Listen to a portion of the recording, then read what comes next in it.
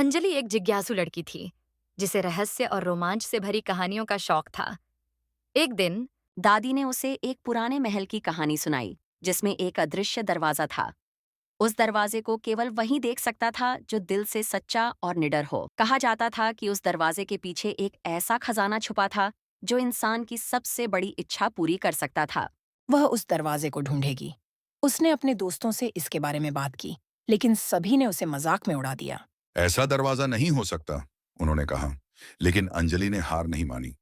कुछ दिनों बाद अंजलि को पुराने कागजों के बीच एक नक्शा मिला जो उसी महल का था। उसने ध्यान से नक्शे को देखा और महल की ओर चल पड़ी। महल में प्रवेश करते ही उसे एक अजीब सी ऊर्जा महसूस हुई।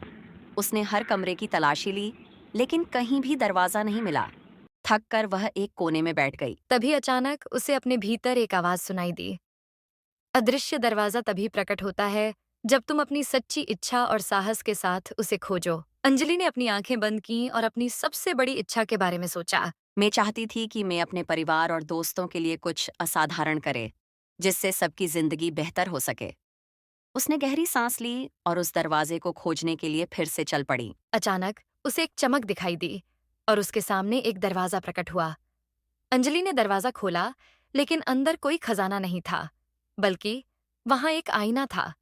आईने के नीचे एक संदेश लिखा था, तुम्हारी सबसे बड़ी ताकत तुम खुद हो। जो तुम सोचोगी वही हकीकत बन सकती है। अंजलि ने समझा कि असली खजाना मेरा अंदर ही था। मेरा आत्मविश्वास, मेरा साहस और मेरा इच्छा शक्ति। मैं महल से बाहर एल निकली, लेकिन इस बार वह बदली हुई थी। मैंने न केवल खुद पर विश्वास करना सीखा, बल्कि दूसरों को भी प्रेरित करना शुरू कर दिया।